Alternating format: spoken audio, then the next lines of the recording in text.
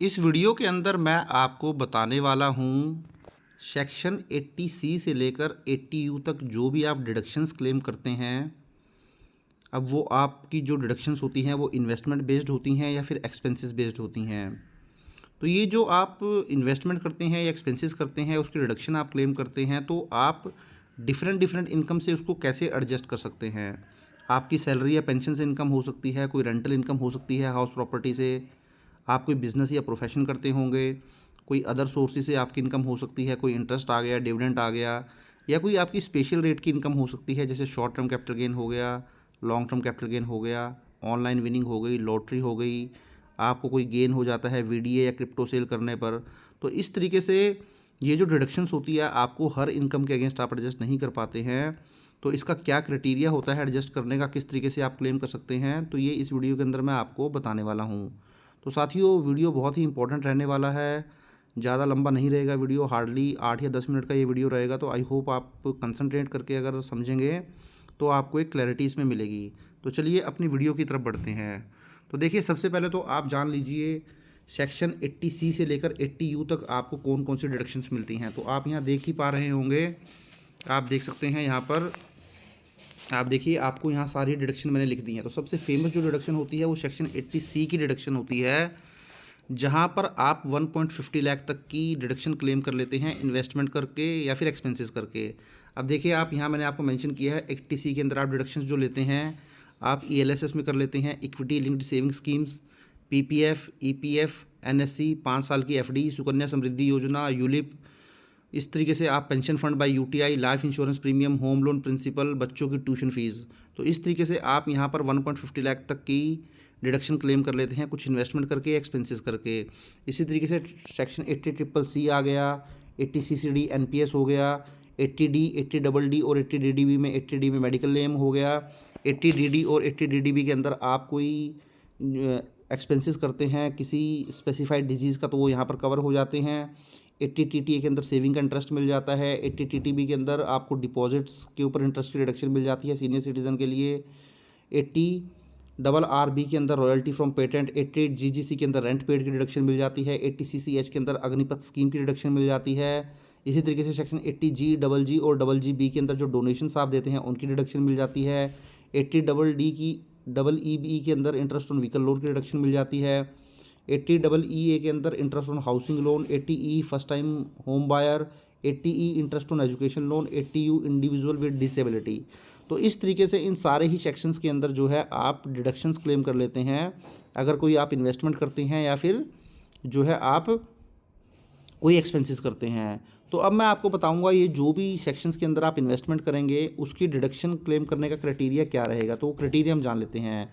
तो कौन कौन सी कंडीशन रहने वाली हैं, ये जो डिडक्शन आप अवेल करेंगे चैप्टर 6A के अंदर, इनको बोला जाता है चैप्टर 6A की डिडक्शंस। तो देखिए, सबसे पहला जो क्राइटेरिया रहेगा वो क्या रहने वाला है या कंडीशन क्या रहने वाली है। तो सबसे पहले तो आप जान लीजिए, tax payer can't avail of deduction under chapter 6A exceeding their gross total income. तो सबसे पहले तो आपकी ये जो डिडक्शन है, आपकी जो ग्रॉस टोटल इनकम होगी उससे ज़्यादा नहीं रहने वाली है। तो देखिए, आप यहाँ पर एक एग्जांपल मैंने दिया है, जैसे सपोज करें आपकी ग्रॉस टोटल इनकम है 4 लाख रुपीज़ की, और उसके अलावा आपने कुछ इन्वेस्टमेंट भी की हैं सेक्शन 80C से लेकर 80U के बीच में, जिसको आप बोलेंगे चैप्टर 6A के अंदर आप कितने डिडक्शन क्लेम करेंगे।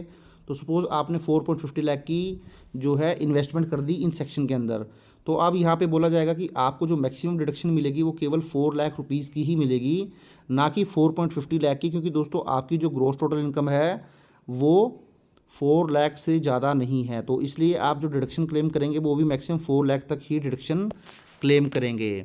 दूसरी कंडीशन ये होती है कि you can't carry forward for the deduction.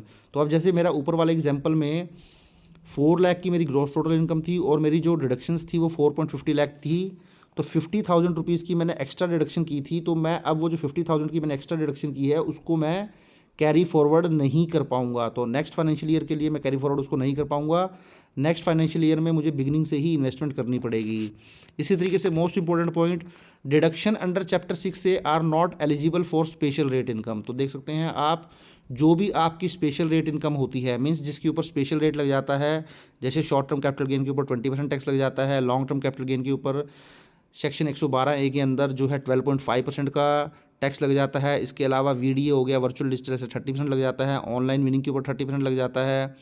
या इसके अलावा कोई और भी आपकी इनकम होती है, क्या होता है स्पेशल रेट इनकम के अंदर करीब करीब 60 टाइप्स की इनकम जो है वो कवर हो जाती हैं, जहाँ पर 1% रेट से लेकर 60% तक का रेट हो जाता है टैक्स का। तो इसलिए आपकी किसी भी तरीके की अगर स्पेशल रेट की इनकम है तो उसके ऊपर आप ये जो चैप्टर 6A के अंदर इन्वेस्टमेंट्स करते हैं, एक्सपेंसेस क्लेम करते हैं, आप बोल सकते हैं डिडक्शन क्लेम करते हैं सेक्शन 80C से 80U, वो आप क्लेम नहीं कर पाएंगे।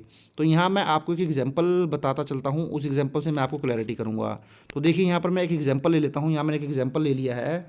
अब इस एग्जांपल के अंदर आप देखेंगे मैंने 3 इनकम कवर कर ली हैं जो कि नॉर्मल इनकम की कैटेगरी में आती हैं। सैलरी 2,50,000, रेंट ले लिया मैंने 2 लाख रुपीज़ का, इंटरेस्ट ले लिया 1 लाख रुपीज़ का। तो आपकी जो टोटल नॉर्मल इनकम आ गई वो आ गई 5,50,000। इसके अलावा मैंने कुछ स्पेशल रेट की इनकम भी ले ली है, जिसमें मैंने शॉर्ट टर्म कैपिटल गेन ले लिया 50,000 का, लॉन्ग टर्म कैपिटल गेन ले लिया 70,000 का। तो स्पेशल इनकम आपकी आ गई 1,20,000। इस तरीके से आपकी जो ग्रॉस टोटल इनकम हो गई, आपकी ग्रॉस टोटल इनकम हो गई 6,70,000 रुपीज़। तो अब देखिए आप चैप्टर 6A की जो डिडक्शंस हैं वो क्लेम करेंगे। तो चैप्टर 6A की डिडक्शंस आप क्लेम करने के लिए देख सकते हैं आप सेक्शन 80C के अंदर आपने 1.50 लाख क्लेम कर लिया, 80D के अंदर मेडिक्लेम 25,000 का ले लिया, 80E के अंदर इंटरेस्ट ऑन एजुकेशन लोन ले लिया 2 लाख रुपीज़।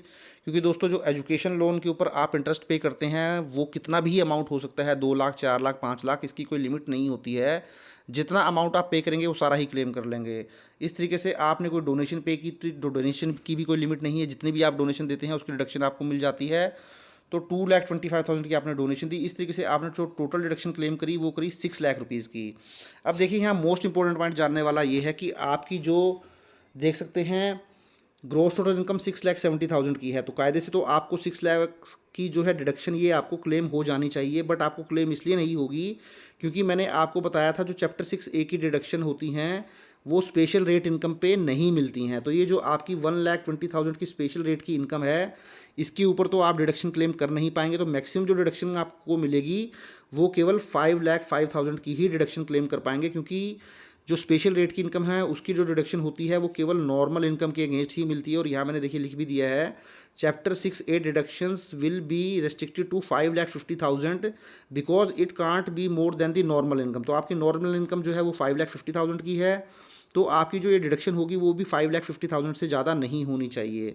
तो इस तरीके से आप बोल सकते हैं जो टोटल आपकी 6,70,000 की इनकम थी उसमें से 5,50,000 की आपको डिडक्शन मिल जाएगी, क्योंकि मैक्सिमम डिडक्शन ही इतनी मिलेगी। इवन आपने इन्वेस्टमेंट जो है 6 लाख की भी करी होगी।